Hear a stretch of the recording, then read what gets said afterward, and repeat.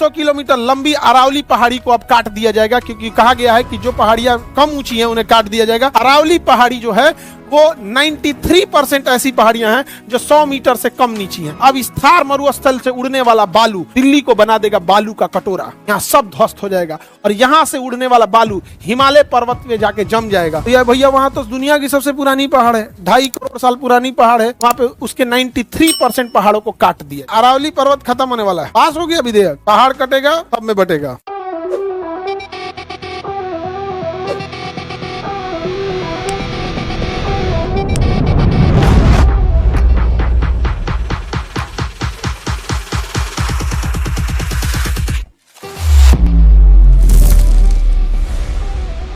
अब पूर्वोत्तर भारत के लिए रिजर्वेशन, पूर्वोत्तर भारत भी बहुत पिछड़ गया। असम, मेघालय, त्रिपुरा, मिजोरम, वो सब एरिया पिछड़ गए थे, तो उनके लिए भी शेड्यूल 6 रख दिया गया। अब शेड्यूल 6 क्या कहता है, सुनो ध्यान से, अल्लाह नहीं करोगा कोई, तो अभी संप्रभुता मेरी हाथ में है। यहाँ ये राज्य काफी पिछड़ गए थे और यहाँ पर खनिज संपदा, नेचुरल रिसोर्सेज बहुत ज्यादा थे। इन लोगों का कहना था कि हमारा संविधान में हमारा विदोहन कर दिया जाएगा, बड़ी कंपनियों को भेज देंगे, हमारा जनसंख्या कम है तो संसद में हमारा प्रतिनिधि नहीं रहेगा, कहीं हमारी कोई बात नहीं सुनेगा, तो हम तो बर्बाद हो जाएंगे। तब अम्बेडकर साहब कहे कि ना ना ना, बर्बाद नहीं हो गया। शेड्यूल 6 मतलब अनुसूची 6, शेड्यूल 6 में कहा गया है कि जो राज्य शेड्यूल 6 में आएगा, असम, मेघालय, त्रिपुरा, मिजोरम, असम, मेघालय, त्रिपुरा, मिजोरम, असम, मेघालय, त्रिपुरा में, तो इस एरिया में किसी कंपनी को, किसी होटल को, किसी फैक्ट्री को, बड़ी कंपनी को अगर जमीन खरीदना है तो वहां के लोकल लोगों का नियम चलेगा, न कि वहां संसद का नियम या supreme court, high court, district court का चलेगा। वहां के लोकल लोग अगर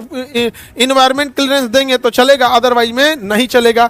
अब बताइए, वहां का जंगल आज भी सुरक्षित है पूर्वोत्तर का, वहां के खनन आज भी सुरक्षित है, बचा के कौन रखा है, शेड्यूल 6। ऐसे ही जम्मू कश्मीर में, लद्दाख में सबसे ज्यादा खनिज है, लेकिन लद्दाख में बर्फ इतना है और वहां सबसे ज्यादा सेंसिटिविटी है, बहुत ज्यादा खनन हो जाएगा, बहुत ज्यादा अगर प्रदूषण होगा, फैक्ट्रीज लगने लगेंगी, होटल खुलने लगेगा, इंडस्ट्रियलाइजेशन होगा, यहाँ का बर्फ पिघलेगा, कंपनियां अपना पैसा कमा के लेके चली जाएंगी, वहां के रहने वाले वैसे ही बर्बाद हो जाएंगे जैसे आज धनबाद और झरिया के लोग वहां पे कोयला निकालने के बाद जो आग लग गया है, वहां के आदिवासी आज मर रहे हैं, बड़ी कंपनियां पूछने नहीं जाती है। तो यहाँ भी जरूरी था शेड्यूल 6। पिछले 4 साल से सोनम वांगचू यहाँ आर्टिकल शेड्यूल 6 मांग रहे थे कि हमें भी शेड्यूल 6 दो, कि जब तक हम परमिशन न देंगे कि कौन सा पहाड़ खोदना है, कहां पे माइनिंग करनी है, कहां होटल बनाना है, कहां इंडस्ट्री बनाना है, यहां सेंट्रल का नियम नहीं चलेगा, शेड्यूल 6 चलेगा। 4 साल तक उस इंसान की कोई बात नहीं सुनी। लेकिन अगर नेपाल में प्रोटेस्ट हुआ तो वहां के बच्चे भी थोड़ा उग्र हो गए, उन्होंने भी प्रोटेस्ट किया, उनके ऊपर वही धारा लगा दिया गया जो आतंकवादियों के ऊपर लगता है, नेशनल सिक्योरिटी एक्ट, काट के जयपुर की जोधपुर जेल में रख दिया गया।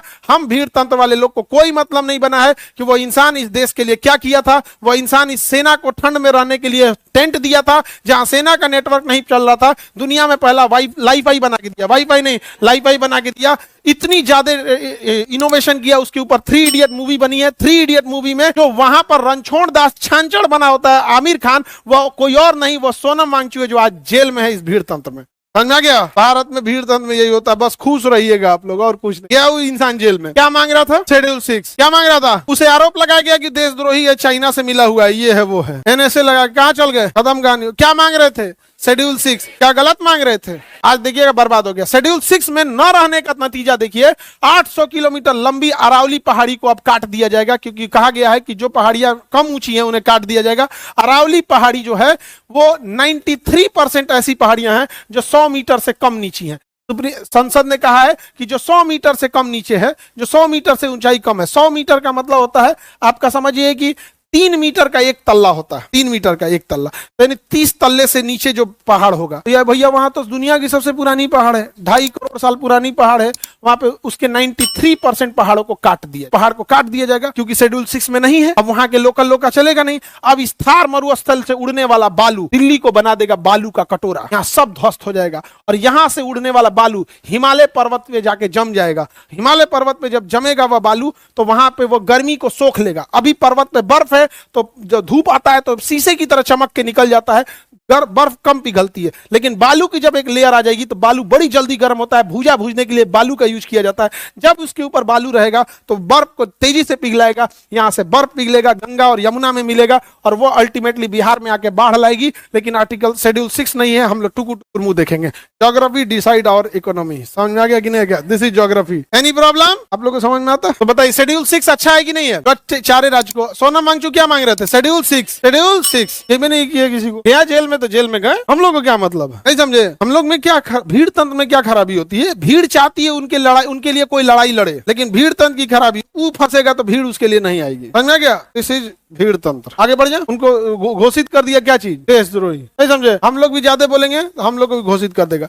लेकिन फिर पब्लिक हम लोग यही कहेगी, अगर हमको कहा जाएगा कि पाकिस्तान की बात करता तो पाकिस्तान वाला खुद आएगा, या भाई उस सबसे ज्यादा हम लोग को गरियाया है हमरा तो घोषित नहीं कर सकते हैं, और चाइनीज घोषित कर देंगे। चाइना का यही प्लस पॉइंट है आदमी को, नहीं समझे? लेकिन ये चीजें सही नहीं। आगे बढ़े। अरावली पर्वत खत्म होने वाला है, पास हो गया विधेयक, पहाड़ कटेगा सब में बटेगा। आगे बढ़ते। पूर्वोत्तर समझ में आ गया?